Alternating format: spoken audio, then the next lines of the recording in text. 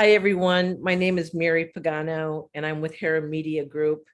And I have the opportunity to introduce you to three amazing people that are doing great things for humanity. And so we're going to have a discussion here. So I hope you stay tuned in. They're from the World Game Changing Organization. Exactly, the World Game Changing. So before we proceed, I'm going to let everybody introduce themselves. So Paul, I'll let you start with you. Tell us who you are, where you are, and what we should know about you. Okay, so thank you for that, Mary. Yeah, my name's Paul Lowe. I am originally from the United Kingdom, England, more specifically, a major city called Nottingham, and spend a lot of my time, most of my time in Europe now, particularly in Spain, enjoying the sunnier climes of Spain. And amongst the many things that I've done along my varied path of life, is become involved in the foundation of an organization called World Game Changers. And as you've already alluded to, Mary, it is an absolute pleasure to be involved with so many. And I know amazing is one of those cliched words that's thrown around, but these people really are world game changing, amazing people. So in short, that's who I am and what I do. Thank you, Paul. Thank you for coming. Sharon, why don't you introduce yourself? Who are you? What are you about? Hello, can you hear me? Yes, we can. Thank you very much for the invite to speak. My name is Sharon Griffiths. I am also known as Curious Connector because curiosity has formed a major part of my life. I trained as a teacher in England, and for 30 years I worked as a teacher with people of all ages, from little ones to post-90. And then I became a volunteer recruitment coordinator for an advocacy service contract, and this enabled people to be empowered and speak out for themselves, but also to support their communities as well. Everything was about empowerment and getting in touch with yourself and learning what gave you joy.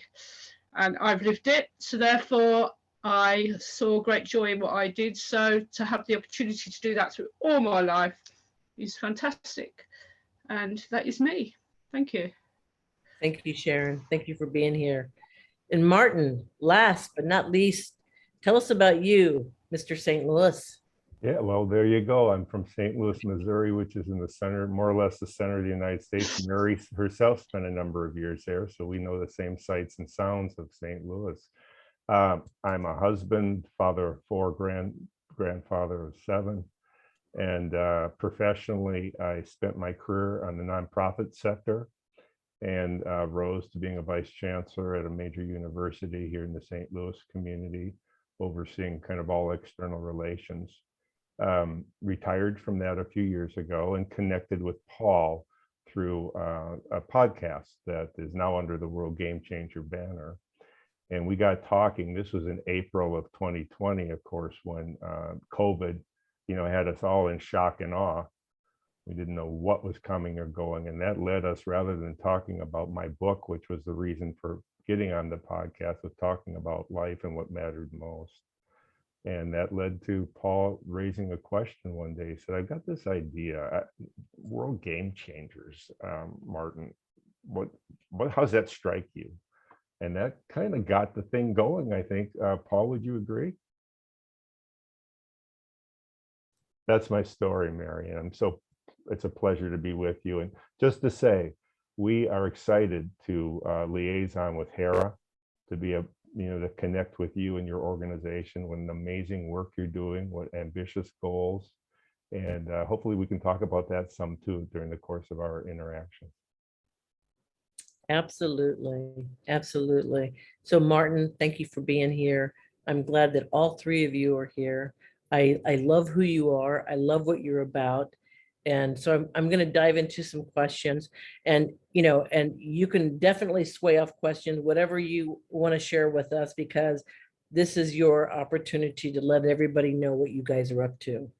So I'm going to ask the first question. Now, Martin might have started into it, but I'm going to have you elaborate a little bit more. Why was World Game Changers formed? I think with all not all, but most, certainly from my experience, Mary, most organizations that have a community focus, a charitable focus, call it what you will, usually starts around the need to change something by one person's experience. And obviously that's, I'm offering a general statement there, but that's certainly a strong insight as to why World Game Changers unfolded. And that really brings in my own backstory, one of darkness, of desperation, addiction, a violence-fueled, hopeless life. But somehow, and I'm talking about a kid of 8 that was that started to experience this stuff.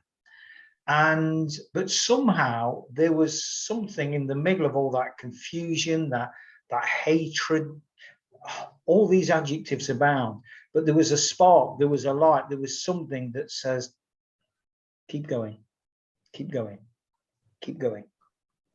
There's a reason. Now, I think it's so easy as we, inverted commas, come out the other side and look back and know what that reason was. But that reason was a simple 4-letter word called love. Mm. And that is the simplicity, and that is the foundation that World Game Changers is based on, the very, very solid, ubiquitous foundation, love. And I experienced that despite all the trials and tribulations, in many forms, but not least the love of women folk.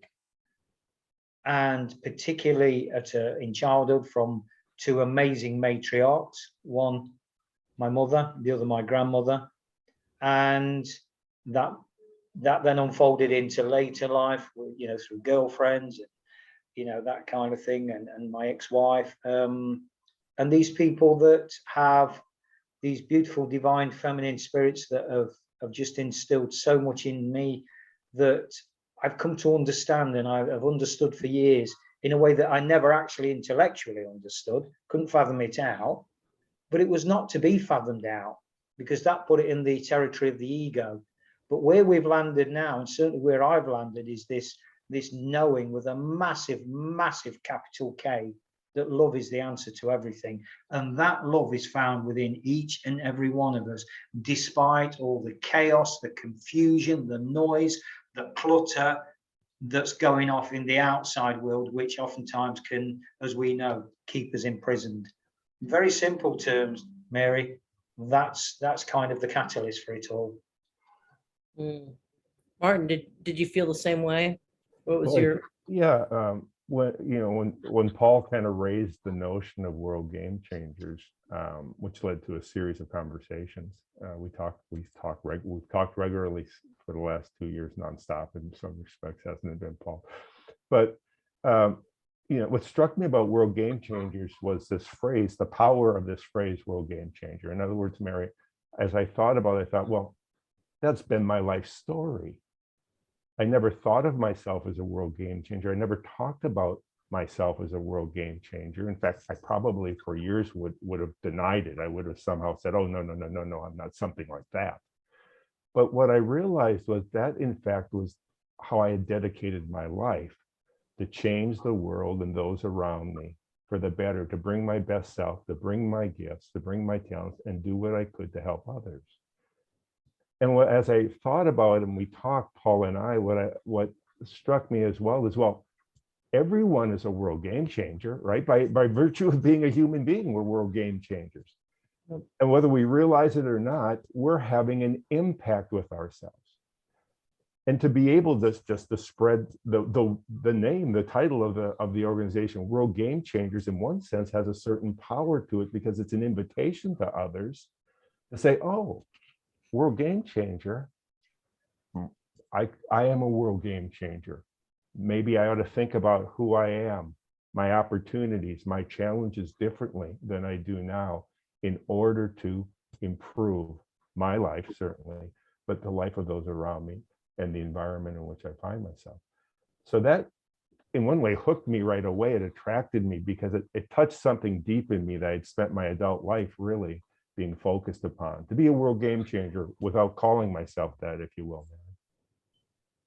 Yeah, so almost focusing on being a better human being to some extent, right? Sharon, how about you? Hi, I wasn't there at the beginning. I was there when I saw on LinkedIn just a post, anybody want to be a co-author in a book? And I thought, oh, I've always wanted to write a book. So I said yes and thought, oh, damn, what have I done? But then Lynn Smith, who worked with Paul, introduced me to Paul, and he introduced the term world game changer. And I thought, my gosh, I've always been my own world game changer because I've never done what other people told me to do. It was always, and it came back from when I was a child. You muted, Sharon, you muted yourself. Hey, Sharon, you muted yourself. Sorry, where did we get to? Yeah, just after you found out about writing the book on the game changers. Yeah. So as I explored things with Paul, I thought I am a world game changer. I'm my own world game changer. And for half a century, I've been my own world game changer. And this all started way back when I was about 9. It was July to 1970 that my brother got killed when I was a kid of 10. And I don't remember much after it. But now my mum has died, I realise how it could have impacted on her. And that was what drove me to help other people, because I knew that we only mortality was there. It could hit us any time.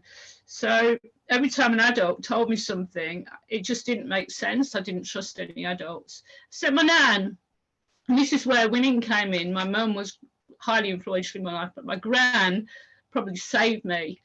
And then as I discussed things with Paul, I kept saying yes to writing in more books. So I've contributed to every single book.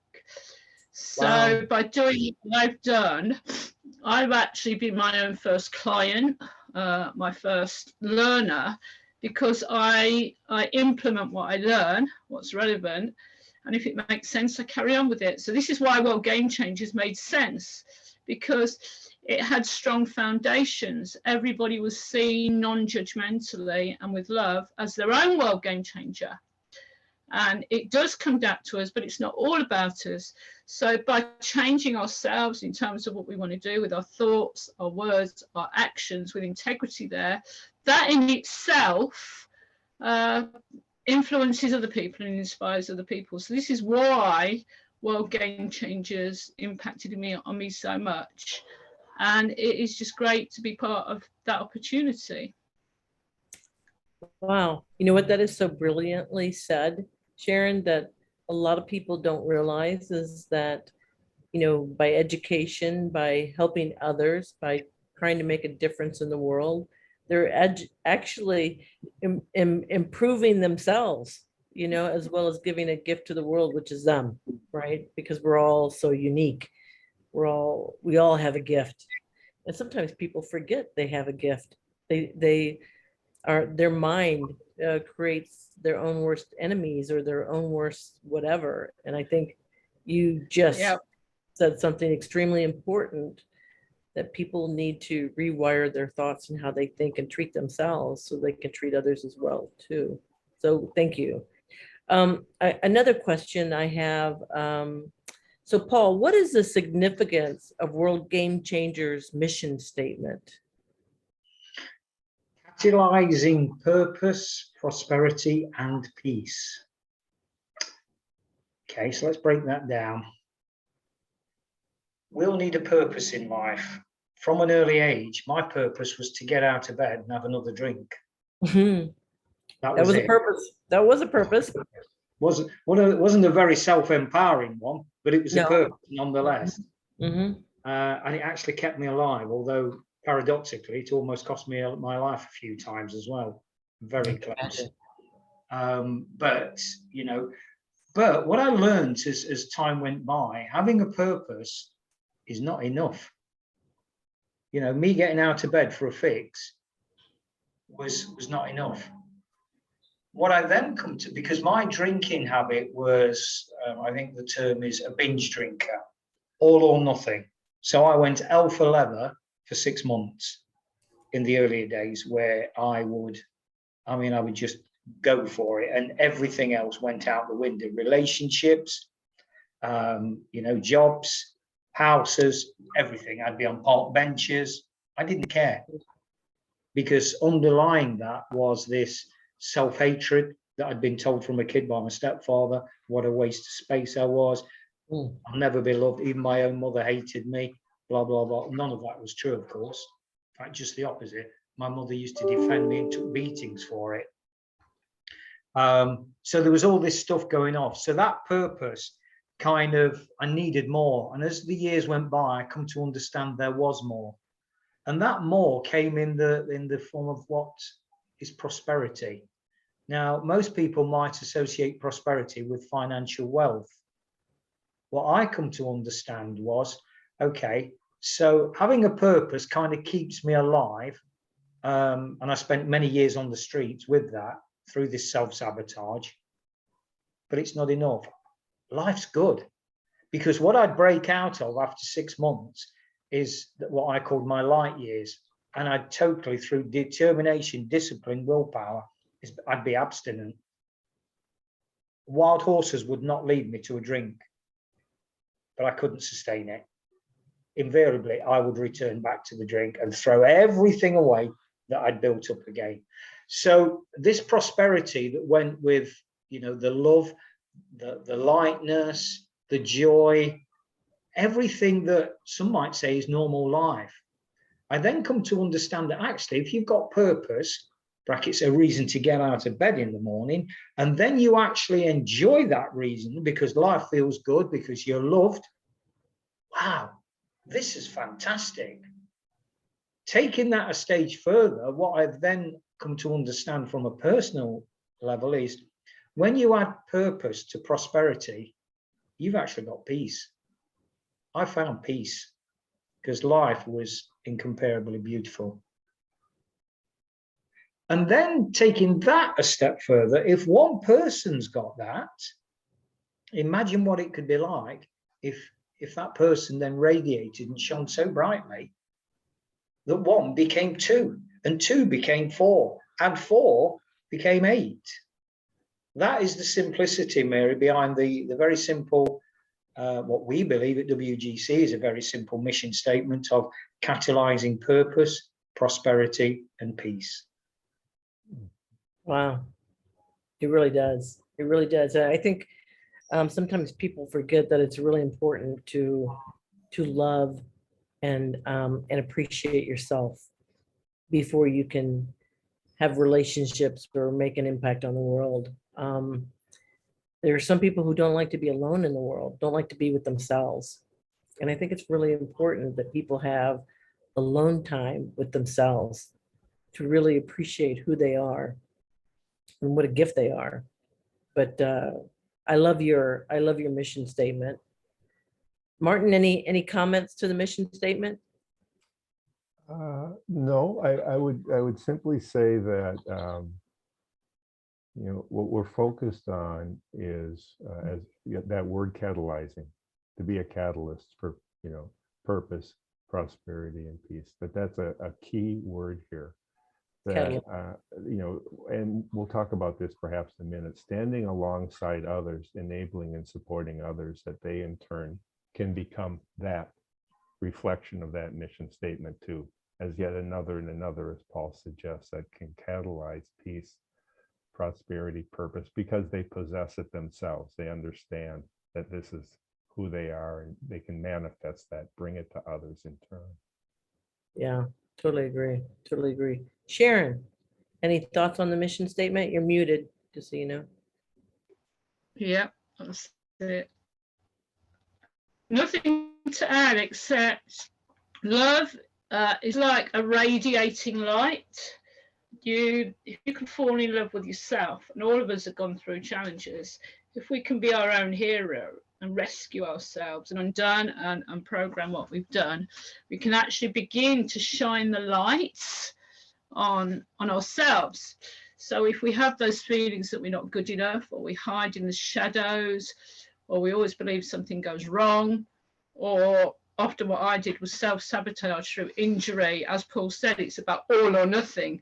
So with love, it's all. And once you bring in the gratitude and forgiveness for what happened to your younger self, your present and older self can do that gracefully. And once you begin to love yourself, it's all encompassing, and then it shines out. Which people, when people love what they do and they've got a passion for what they do, it shines out their eyes, and people can see that, and they can see the passion. Passion means suffering, but you can see that. So there is a saying, love changes everything. And this is what World Game Change is about. It's about enabling people and empowering people and inspiring people to change themselves, what they don't like, and shift forward with who they were meant to be. And that role models in itself. So if you're teaching, for example, children, they don't always hear everything, or adults as well, but they see and they learn from that. So it's that impact through what World Game Changes does. Wow, I love it. You know, I sometimes notice that when I smile to strangers, they smile back. And sometimes just doing that puts a little light in somebody's day, just a simple smile. But yeah, I've even told some of my friends that you should look in the mirror and smile and then tell yourself how much you love you. And I've had friends who said, I can't do it. I can't do it. It's too hard to do. But I mean, just doing that is a bit of self-love that can help others. And so anyway, I appreciate everything that you're saying there, because you're spot on. Another question, how does World Game Changers see the role of women throughout the world? This is my favorite. Paul. Woo. The role of women. Wow. I mean, I've already just, you know, and I want to kind of reinforce at this point, Mary, that obviously I am one of many. So I can only speak from my own experience, my own heart. But as I've already alluded to, the women folk in my life throughout my journey have been beyond immense. They've been gifts. You know, whether I'm with that particular person or not anymore is in many respects academic. Because the part that they've played in my understanding, it's led me to, you know, Sharon's alluded to gratitude and forgiveness, and the softer, gentle but stronger element of teaching people, teaching me that actually there's real grace in forgiveness, there's real power. Invariably, I have only, and this may be quite a contentious statement, but I own it, I've only ever found that from womankind and that beautiful feminine energy. So, you know, that's played a part in my world. I am very, very pleased, beyond pleased to say it continues to be a massive part of my world, embracing this feminine energy, this appreciation of womankind, because it's just, I cannot frame it. You know, I think sometimes, Mary, I certainly do get to a situation where words are futile. And as you can see, by the way, I'm fumbling and bumbling around this, words are futile, because it's like trying to imagine or trying to describe the whole power of love. You can't, it's there. Try and describe the wind. You can't, it's there. And for me, love is the same. And that, the catalyst, when we use that word for that, in my experience, has been from womankind. Well, I feel like women, by nature, by nurture, whatever, love. I mean, they take care of kids, they take care of families, they take care of community, you know, they do great things for humanity and the planet, and it's all acts of love. I mean, that's just how we are. And I think we need more of us that are making decisions around the world, because we think long term, and we think about love and not power.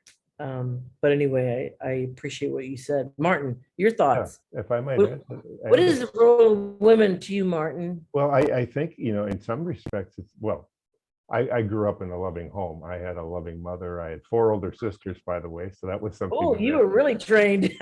And I was spoiled because of their nurturing, In fact, they still, in some respects, take care of me when I'm able to visit them where they live, but it's their nature. But what strikes me about our having this engagement with you and having met you prior, Mary, is the mission of Hera. So what is Hera trying to do? My words, okay? What Hera is trying to do is bring women forward to equality, right? In every sector, and to bring forward that feminine energy to balance what's become a world of discord, right? And you know what? It's been men who have got us here. And we need that counterbalance. And even the idea, this fantastic idea of creating a city in Morocco, if I recall, in order to bring, as your logo suggests, the light of women forward in creating a city of balance where women are treated as equals, where women are appreciated, where women provide leadership, and so on and so forth, is such a powerful idea. It's a world game-changing idea. And I think that's why we have this sense of connectedness to you and to your organization, and are excited to stand with you as your organization grows and prospers. Thank you for that. Thank you for that. We need more men in the world like you guys. So thank you. Appreciate that. Sharon, what are your thoughts? You're a woman. Let's hear your thoughts on it. I am a mum, an auntie, not a grandma yet. They tell me I'm not having children, but we will see. Ever since I was young, my mum gave birth to me. I was brought up in a love story. My mum and dad loved each other. They were the only partners for each other since my mum was 14. My nan was a saviour. She was the matriarch. There were aunties all around. When I went to school, it was nearly all female teachers. There was a rare male teacher there. When I went to church, it was nearly all women. So whether we know it or not, in those caring, nurturing professions and volunteering roles and roles that we do through love, they impact on us so much. And most children don't remember a lot, if anything, that happens before the age of 6. But it's mainly left to the women that bring up children. So, but it's also important, as we said, we need that balance. If we don't have that balance of the male and female energy, we're out of balance. So this is where the yin and the yang comes in. So children, they do need to see the female side of things, but they also need to have the male side. So within a woman in the femininity, often when a child doesn't do quite what they should do, the woman has to flip roles and to be more controlling to ensure that the child is safe. So there's a bit of masculine energy there, but it's all through love. So women are just so important in life for children and future adults, but also men are too, but in different ways. And children learn from both. Yeah, they do. Whether it's good or not so good. Yeah, no, you're absolutely right. You're absolutely right. And there's a lot of single mothers out there that are raising kids, and I'm sure that they're very challenged with that, not always having that masculine energy around to help them. So yeah, no, I have a lot of single friends that deal with that. So it's a really good point. So awareness, championship, and peace runs throughout the World Game Changers culture. Can you expand more on this? Why don't I start with that, Paul? That sounds good. Go ahead, Martin. Yeah. So Mary, I think as we've continued our journey, our incubation, our emergence as an organization the last 2 years, there's been any number of distinctive qualities of which we've touched upon, but several others would be awareness. From the get-go, as Paul and I began to explore World Game Changers, there was this sense that there was something unique about it. We weren't just starting an entity. We're inheriting it. We were being gifted with an opportunity to collaborate with something, in one sense, beyond us. It felt like there was something greater than ourselves drawing us together and beginning to bring others together with us. Wow. And a sense that there'd be a larger purpose to unfold, which we couldn't immediately define. Right. Just right. knew there was something right about our coming together, and we needed to walk together. And as a result, as we began to organize around meetings and activities, meditation has always been a part of our meetings. We generally start with meditation. Now, we're a non-sectarian organization, but I think most people associated with us, in their own words, their own cultures, their own backgrounds, identify something greater than themselves: God, source, spirit, higher power, whatever the language might be, Right, and religious or otherwise. right, And another dimension of this awareness has almost been like, well, we've been one by one climbing into this bus, but we're not driving the bus. Someone else is driving, something else is driving the bus, but we're passengers, and we know we belong on the bus. And we're excited about all those with whom we're sitting on the bus with. And we're not sure where we're going, but we know we're going somewhere. And that gives us a certain freedom about our future, and yet a certain humility that we don't have to press, we don't have to worry, but we do need to be attentive, aware, and discerning, and responsive to those impulses, that collective discernment, you might say, about how to collaborate, how to go forward. And that kind of led to another distinctive quality, which is being companions with one another. In other words, there's not a presumption that there's this extraordinary leader, and all due respect to Paul, who is an extraordinary leader, but that we're journeying together, we're journeying alongside each other, we're in partnership. yeah, That time is involved to build trust and honesty with one another, not just to be, possessed by accomplishing activities in order right, to save the world. I mean, how many right. people do you know, unfortunately, that we know, who are casualties of being world game changers because they tried to do it alone? Yeah, Because as noble as they were and their efforts were, they burnt out, they got discouraged, they got overwhelmed by the challenges. And right, so this idea of being companions to one another, supporting one another, accepting one's strengths and weaknesses, having a caring concern for those, and in a way, joining hands and walking across the field, call it Mother Earth, together, side by side, is kind of the image of being companions, and that we're on a journey together to leave the world a better place. And standing alongside each other and moving forward, we appreciate the strengths and qualities of one another in order together, collectively, to have a greater impact. And I'm talking certainly about individuals, but I'm talking about organizations being companions with one another and bringing our mission statements alongside one another with intentionality, in order to impact the world with greater force, and bring greater light and blessing to others. The third, as Paul has done a wonderful job of talking about peace as part of our mission statement. But what kind of came out of all of this is this experience of peace. We gather and we felt this peace, and we celebrated it in a way. And we're not talking about peace, in kind of the journalistic point of view, and an absence of war, an absence of conflict. What we're Right. talking about is something much more than that, almost, a Middle Eastern sense of peace. Well, that kind of peace is harmony, is wholeness. It's a sense of completeness. It's a sense of tranquility. It's a sense of possessing welfare, that we're cared for, and extending welfare to others. That this kind of peace is a gift. It's a gift. It's not Yep. something we can manufacture. No, It's a gift that we appreciate and treasure and want to preserve. And not that we don't speak the truth and have hard conversations and so on and so forth. Life requires that, but we do so with a certain respect, and putting peace as a paramount, goal. That as we engage sometimes in more difficult things, and reach that process of reaching consensus, that we Yeah. do so with love, as we've talked about, and we do so with peace.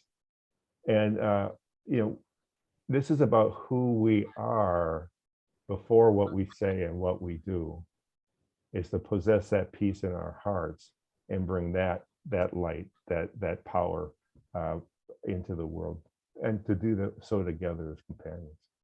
yeah, So those, that's kind of been, again, ways for us to try and define, to explain the spirit, you might say, that's moving among us as we go about instituting, creating an organization together. Wow. Well, I really like that. It's um, the feeling of contentment and peace, right? I mean, if everybody can find their space or find their peace within themselves, it it makes everything else a whole lot easier. Everything.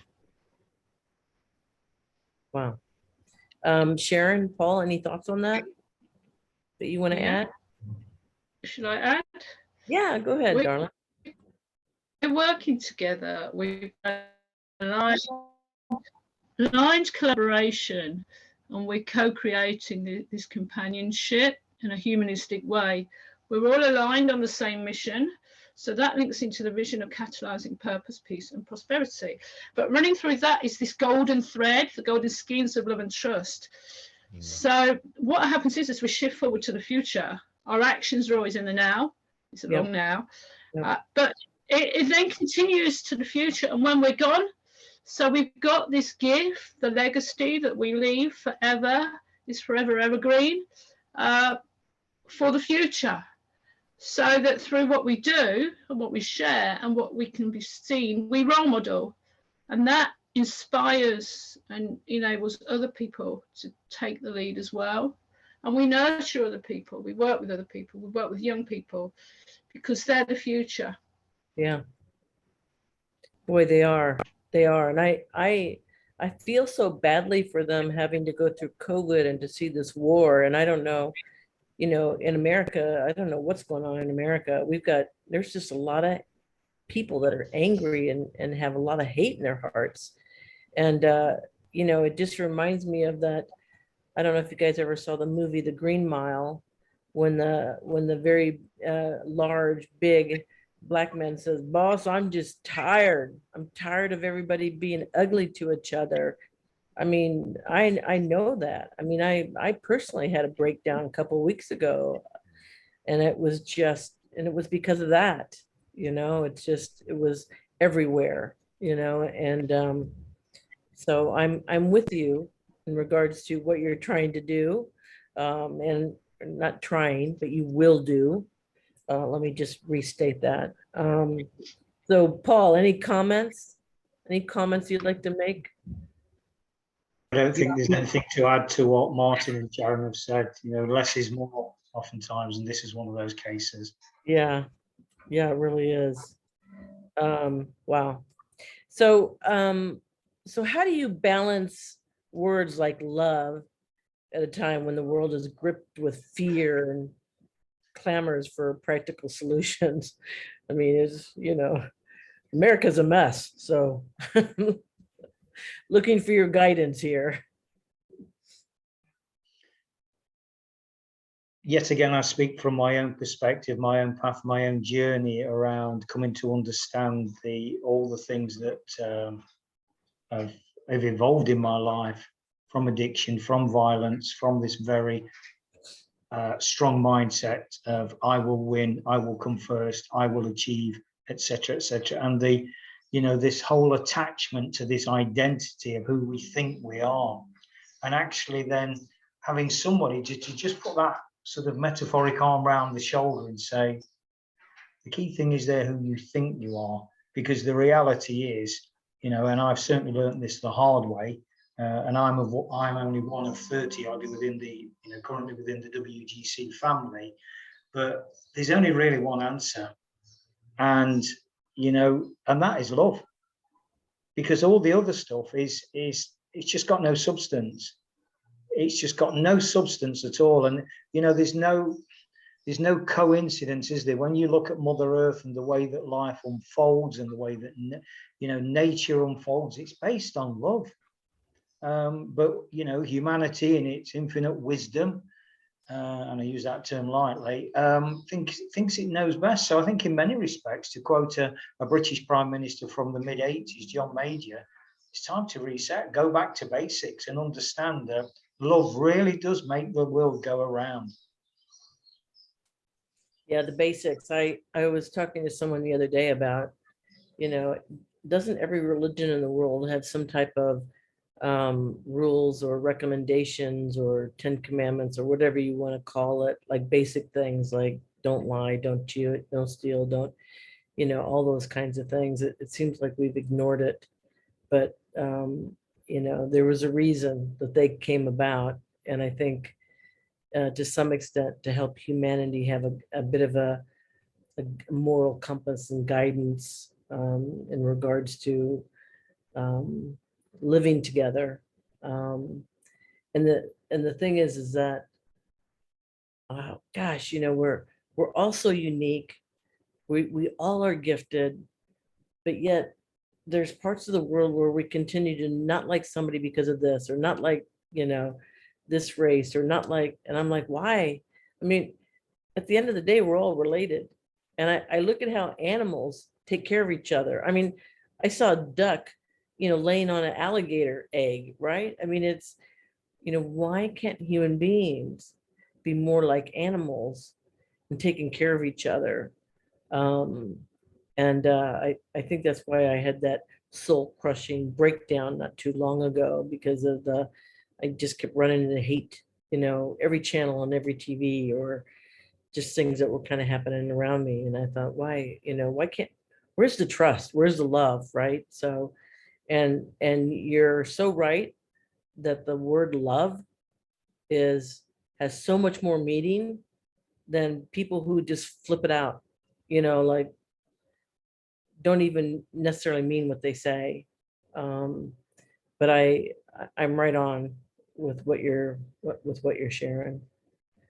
Martin, you want to say something? What I would add to our conversation, Mary, today is I think what you've gathered, and hopefully the audience gathers, is the spirit, the heart of the value system, you might say, of World Game Changers. And our 2 years, we're about to come on our 2-year anniversary as we mark. Congratulations. Yes, thank you. And it's been that exploration of and coming to be able to talk about it as we have during our session here. But we're pivoting in one sense now and moving to, and this is on the website and is available for people at worldgamechangers.org to explore. And of course, we'd all welcome anyone to reach out to us and can do that through the website. But we're moving to what we call life enhancing goals, and 10 major goals, areas of focus for our organization. Brilliant. And assigning board of director members to provide leadership for those. So, and Paul, I don't know if you want to add any comments to that, but the fact of the matter is we want to bring our energy, bring this sense of spirit, and try to take on some projects, some initiatives, some activities in a way that can, do good in the world, right? Yeah. Get practical in Yeah. terms of the challenges, as you mentioned, that can be so discouraging and overwhelming. Yeah. Well, there's plenty to do. There's plenty to do right now. Go ahead, Paul. What were you gonna say? I was just going to kind of build on Martin's invitation there. So the full kind of acronym, if you will, is legs and lips. So legs being the life enhancing goals, but the lips being love inspired projects. So each leg, as Martin's alluded to, there's 10 legs covering very diverse aspects. But underneath each one of those respective legs sits a series of lips, love-inspired projects. And I mentioned that in the context of, okay, so this thing called love, everybody throws around those 3 immortal words, I love you, I love you. Yeah, but what does it really mean? Don't offer me your words, show me. Yeah. Show me what you mean.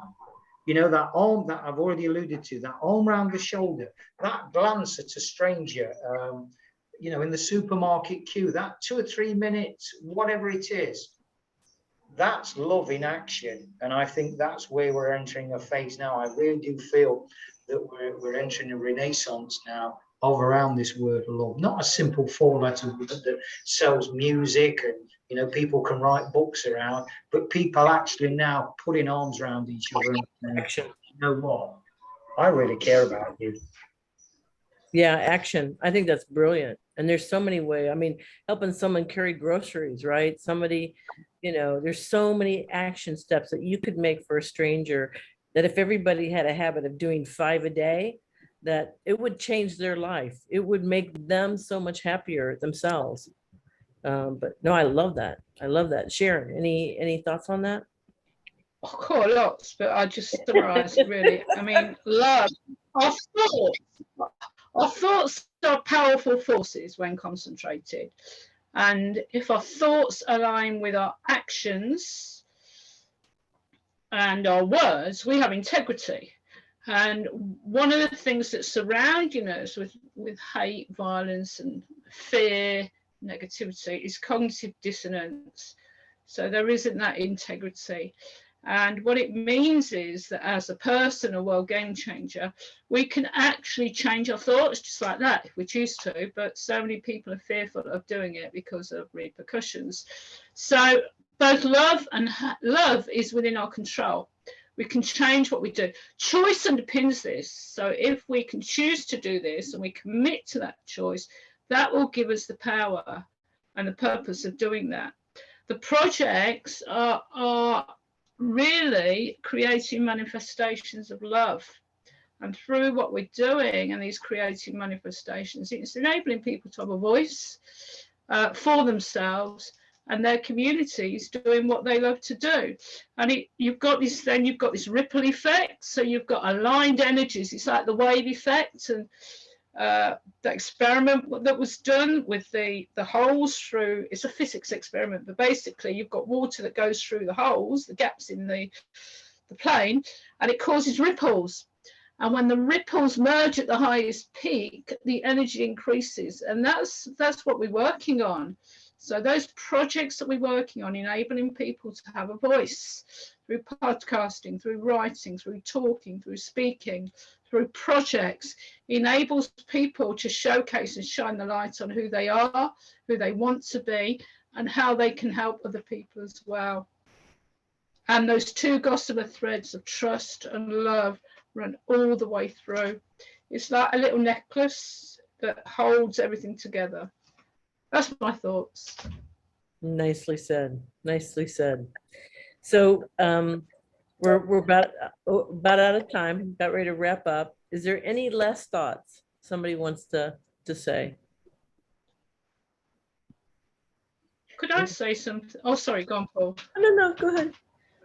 Go ahead, Sharon. Go, Paul. Okay. I'm writing a separate series of books, and me and my co-author, through all the work we've done, including the work with World Game Changers, is this saying, it comes down to us, but it's not all about us. And there is another saying that constantly goes through my life, and it's this: to the world, you may be just one person, but to one person, you can be the world. And that's like World Game Changers. Each person can be the world to somebody else, but we're not aware of it.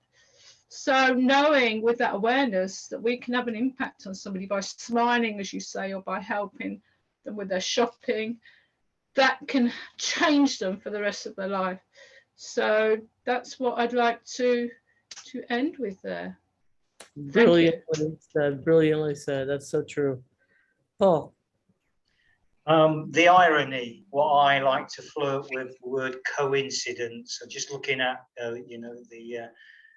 the board behind you, Mary, born for the love of humanity, 6 words, and the purpose statement of World Game Changers, 6 simple words, but boy, how those words run very, very, very parallel.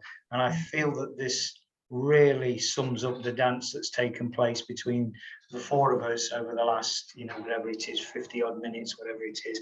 And the purpose is helping humanity to love life more. What a coincidence, Mary. What a coincidence. Mm-hmm. Or maybe not. I don't think it was a coincidence. I don't think it was. So I have found my journey in the last couple of years to be, I'm connecting with so many, co-creating with so many like minds, that there's a shift on the earth right now. And I think people are rising and recognizing that we're here to live and enjoy ourselves. So let's just go do that.